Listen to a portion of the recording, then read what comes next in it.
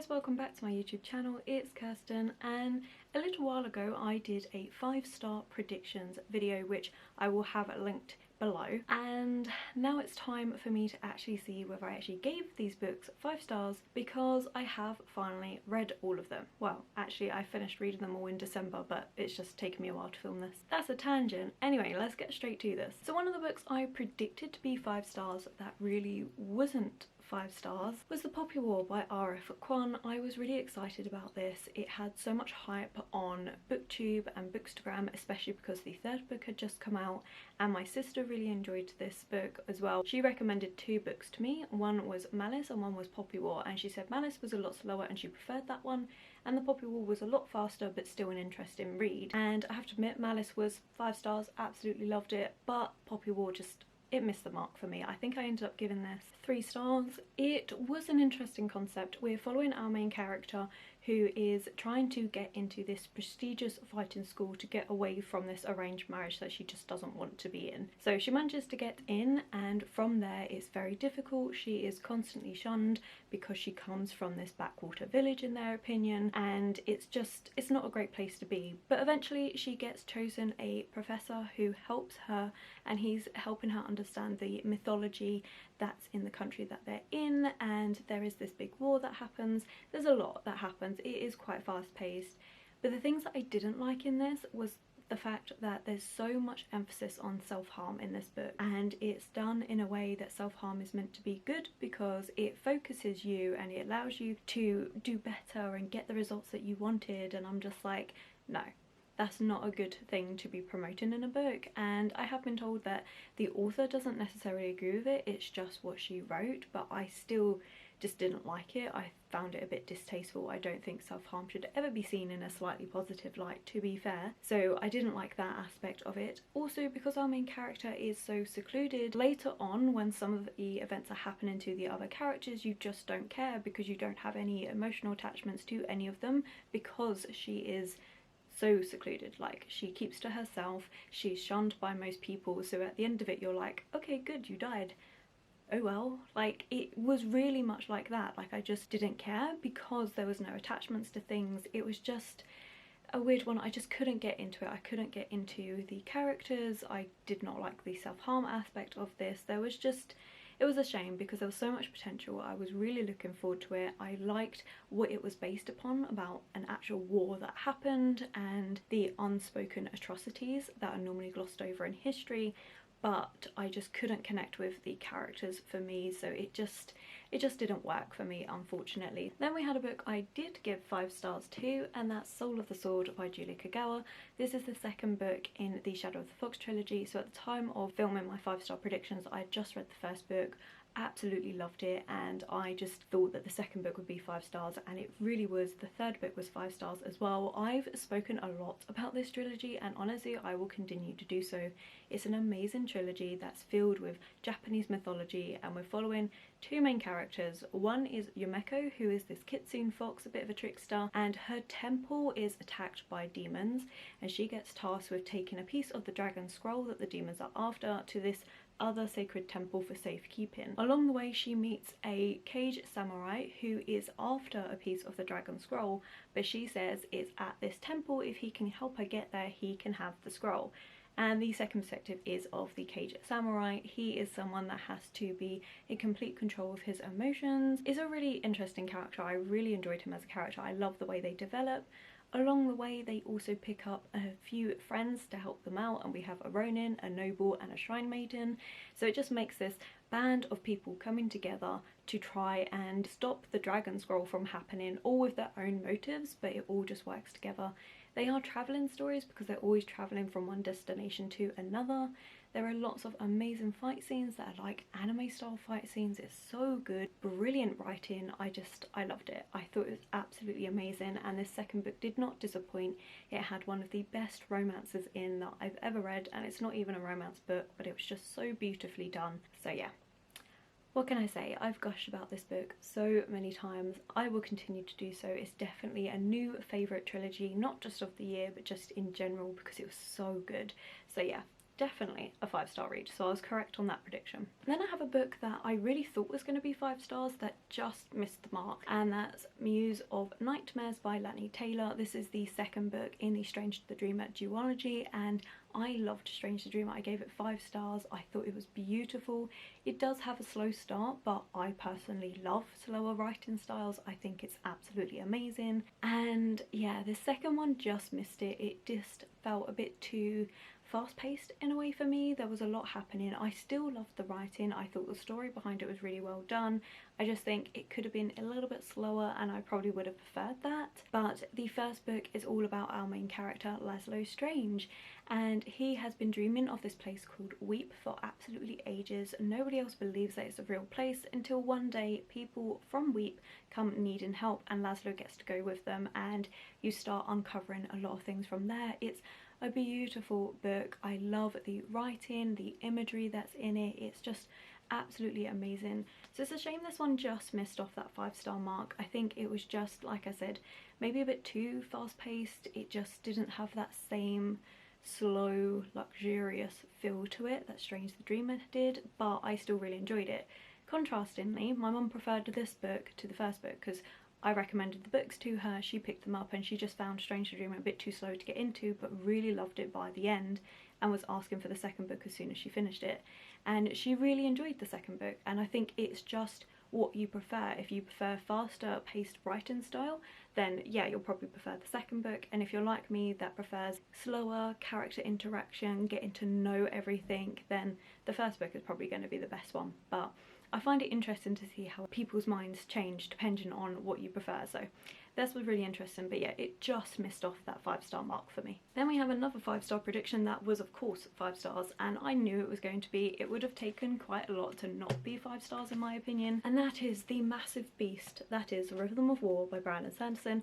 This is the 4th book in the Stormlight Archive. I have loved each of the first 3 books in this series, but all of them have been 5 stars. I've absolutely enjoyed every single one. I think it's an amazing world that's been built and really hard to talk about because it's so complex. This is Brandon Sanderson's most complex world building in my opinion. There is just so much that goes into it, but his character work and world building is absolutely phenomenal. We are basically following this world where 2 races of people are at war. We have the Alefi and the Parshendi, and they have been at war for a while because the Parshendi broke a peace treaty agreement and killed the Alefi king. Now, to be honest, the Alefi see this war as more of a joke, as something to compete against each other with, because to the Alefi that's what war is. War is competition and things like that. So interesting concept on it, but we have multiple character perspectives all at different levels. So one of them is the uncle to the king, and he's like, no, we can't keep doing this anymore, we can't just keep doing this for fun, you know, we need to just finish this war, we're dragging it out, there's no need to it. And then we have someone who is called Kaladin. Now, Kaladin is the absolute cinnamon roll of this series. He is absolutely amazing, and in this book my heart just breaks for him, honestly. He starts out as a slave. He gets sent to be a bridge boy, which honestly is horrendous, and manages to slowly work his way up of a series of events that falls out to it, and I can't really go into details because of spoilers. But basically in this 4th book he's dealing with a lot of depression, anxiety for everything he's been through, and this book really highlights that mental illness and dealing with post-traumatic stress, and realising that, you know, just because someone's gone through that doesn't mean that you stick them in a dark room and leave them to get on with it. You know, you talk to each other, you help each other, and it just talks about how mental awareness is so important, and I absolutely loved those sections in this book. I thought it was handled so well. And we also have quite a few other characters. We have Shallan, who basically was trying to steal this Fabrial, which is part of the magic system that's involved in this, which I haven't even started upon, but basically she's trying to do that. She gets discovered and again ends up with all our main characters. Like, there's so many characters, they all have these different paths that all end up linked together, and I just think it's so good. One thing that I really appreciated in this book was actually The way the magic is really described in this book, we finally get some sort of explanation of how it all works, because normally Brandon Sanderson's magic systems are really cohesive, they're always explained in a way that is plausible, and we finally get that in this book, because before the magic system wasn't quite explained, but then the characters themselves didn't know too much about it. But then we finally get a character perspective of Navini, who is more of like a scientist, and she starts discovering all about the light and everything that goes on. Because the magic system is basically these people that can become radiants by bonding with a spren, and the spren then gives them access to being able to absorb stormlight and then use it in different ways, and depending on what caste you belong to, it depends on how you can use this light. So it's so interesting, honestly. If you're a fan of Brandon Sanderson, then read this series, it's absolutely amazing. If this is your first foray into adult fantasy, honestly, I wouldn't start off with a series because it is so complex, but yeah, it is amazing. I've loved every single one of them. I think the character work is just phenomenal. There are so many characters. I haven't even made a dent into what this series is about. There's just so much going on. But yeah, I loved it. 5 stars. Would recommend it to everyone, but maybe start off with like his Mistborn works, just as a way to get your foot in the door to understand a bit more about adult fantasy if it's new to you. If you've read loads of adult fantasy, then hell yes, give this a try, it's amazing. Okay, and the last 5-star prediction I had was for Sword of Fire by Katherine Kerr, and boy was I disappointed by this, honestly. I thought it was going to be 5 stars because it has Celtic mythology and love mythology inspired books. I also thought because it's the start of an adult fantasy series that it was going to be really good. I loved the cover. That's the main reason why I bought it, honestly. And yeah, I ended up giving this 3 stars. After I finished reading this book, I realised that this is actually a sub-series to a bigger series that Katherine Kerr has done, which she's done like 15 books in that series, which, let's be honest, I'm probably not going to read that. But this book is taken 300 years after the events in that first series, and you don't need to know that first series to get into this book. However, I think maybe for me, I would have understood it a little bit more. I don't know. For me, it was just the writing in this just wasn't 100%. It was an interesting concept. It's all about these 3 people that are trying to fight for rights for people to have a fair and just legal system, rather than having something that's so skewed to people with money that can just buy off the priest or the nobility that's overruling the proceedings. So I loved that. I love that fight for rights for people, and I do love the speeches that they give. I thought that was really well done. What I didn't like was that the character interaction from going from, oh, I don't like you, to suddenly we're now married was so fast. It was unreal. It was a real case of wham bam thank you ma'am, and I was just a bit like, wait, what? Like, it was too fast. I really didn't enjoy that.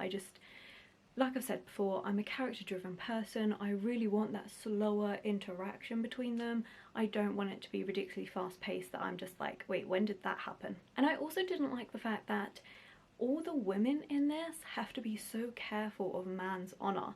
Alright, I understand it's written to be set in the past, but this is a fantasy world.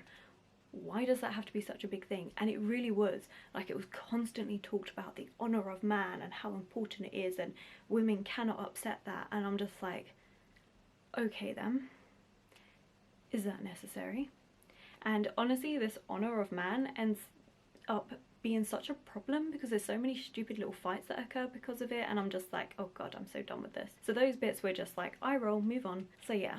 There was also one sentence in this which, again, I wish just had been in here. There was no need for it, and that's basically in a town, one of the characters sees some darker skinned people for the first time, and so he's like, oh, I've never seen people like that before. And it's just like, and? Does that matter? Again, you're in a fantasy world. Like, you could have wrote the world to be different and to be better than the one we're in, not needing to have that sub level of racism in it.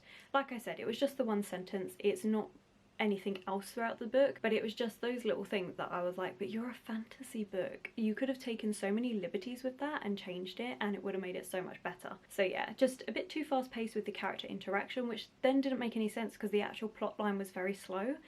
So yeah, and not too much emphasis on the mythology in this, which I was surprised at. It was more about the political idea of giving people rights, which I liked. I like political books, but yeah, I think I was just expecting something a bit different and was just a bit disappointed with the execution on this one, unfortunately. So yeah, out of my five-star predictions, 2 of them were actually 5 stars and 2 of them were complete disappointments, but never mind. So I will be doing a new lot of 5-star predictions. That will probably be coming out next month at some point. And yeah, let me know, do you like to try and predict what star rating you're going to give a book? What's a prediction you have for a book that either you got it right or is disappointed in, or you know, what's some 5-star predictions you have for this year? Like, I'm really curious. I genuinely did this for a bit of fun and I've really enjoyed it, so I will definitely be doing it again. And as usual, if you have enjoyed this very rambly video, please do give it a thumbs up and subscribe. All my social media to my Instagram and Goodreads will be linked below, and I will catch you in the next one.